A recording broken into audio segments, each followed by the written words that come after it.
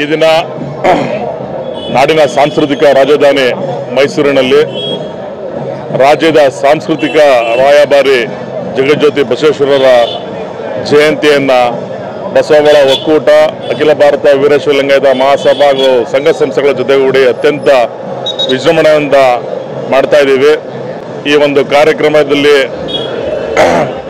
ಇಡೀ ರಾಜ್ಯಕ್ಕೆ ಒಂದು ಸಂದೇಶವನ್ನು ಈ ಮುಖಾಂತರ ಕೊಡೋದೇನು ಅಂತಂದರೆ, ರಾಜ್ಯದಲ್ಲಿ ಸಾಂಸ್ಕೃತಿಕ ನಾಯಕ ಅಂತ ಏನು ನಮ್ಮ ಸಿದ್ದರಾಮಯ್ಯ ಸಾಹೇಬರು ಘೋಷಣೆಯನ್ನು ಮಾಡಿ ಬಸವೇಶ್ವರರನ್ನು ಜಗತ್ತಿಗೆ ಅತಿ ದೊಡ್ಡ ಮಟ್ಟದಲ್ಲಿ ಪರಿಚಯ ಮಾಡೋದಕ್ಕೆ ಏನೋ ಇವತ್ತು ಸಿದ್ದರಾಮಯ್ಯ ಅವರು ಪ್ರೇರಣೆ ಮಾಡಿಕೊಂಡಿದ್ದಾರೆ. ಈ ಸಂದೇಶವನ್ನು ಬಸವಣ್ಣನ ಅನುಯಾಯಿಗಳು ನಾವು ದೊಡ್ಡ ಮಟ್ಟದಲ್ಲಿ ಇಡೀ ಪ್ರಪಂಚಕ್ಕೆ ಸಾರಬೇಕು. ಈ ಥರ ಜಯಂತಿ ಉತ್ಸವಗಳು ಅನೇಕಗಳು ನಡೀಬೇಕು. ಇದ್ರ ಮುಖಾಂತರ ಬಸವಣ್ಣನ ತತ್ವಗಳು ದೇಶಾದ್ಯಂತ ಮತ್ತು ಪ್ರಪಂಚಾದ್ಯಂತ ಹಬ್ಬಬೇಕು ಅಂತ ನಾನು ಆಶೆ ನುಡಿಗಳಿಂದ ಹೇಳ್ತಾ ಇದ್ದೀನಿ. ಜೊತೆ ಎಲ್ರಿಗೂ ಈ ದಿನದ ಕಾರ್ಯಕ್ರಮಕ್ಕೆ ಶುಭವನ್ನು ಹಾರೈಸ್ತೇನೆ.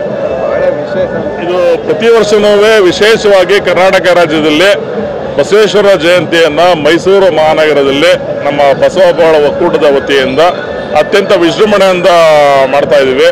ಈ ಸಲ ಸಹ ನಮ್ಮ ಬ್ಯಾತಲಿ ನಾಗರಾಜ್ ಅವರ ಅಧ್ಯಕ್ಷತೆಯಲ್ಲಿ ಜಗದ್ಗುರು ಸುತ್ತೂರು ಶ್ರೀಗಳ ಆಶೀರ್ವಾದದೊಂದಿಗೆ ದಿವ್ಯ ಸನ್ನಿಧಿಯಲ್ಲಿ ಅತ್ಯಂತ ವಿಜೃಂಭಣೆಯನ್ನು ಮಾಡ್ತಾ ಇದ್ದೀವಿ.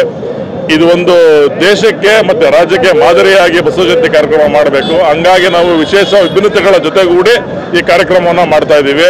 ಈ ನಾಡಿನ ಉದ್ದಗಲಕ್ಕೂ ಎಲ್ಲ ಬುದ್ಧಿಜೀವಿಗಳು, ಸಾಹಿತಿಗಳು, ರಾಜಕೀಯ ಮಹಾನ್ ನಾಯಕರುಗಳು ಒಂದೇ ವೇದಿಕೆಯಲ್ಲಿ ಬಂದು ಬಸವಣ್ಣ ತತ್ವಗಳ ಬಗ್ಗೆ ಪ್ರಚಾರವನ್ನು ಮಾಡುವಂಥ ಕಾರ್ಯಕ್ರಮ ಈ ಬಾರಿ ನಾವು ಹಮ್ಮಿಕೊಂಡಿದ್ದೀವಿ. ಜಗಜ್ಯೋತಿ ಬಸವೇಶ್ವರರಿಗೆ, ನಾಡಿನ ಸಾಂಸ್ಕೃತಿಕ ರಾಯಭಾರಿ ಬಸವೇಶ್ವರರಿಗೆ, ಕ್ರಾಂತಿ ಪುರುಷ ಬಸವೇಶ್ವರ ಮಹಾರಾಜ್ಗೆ, ನಾಯಕ ಯೋಗಿ ಬಸವೇಶ್ವರ ಮಹಾರಾಜ್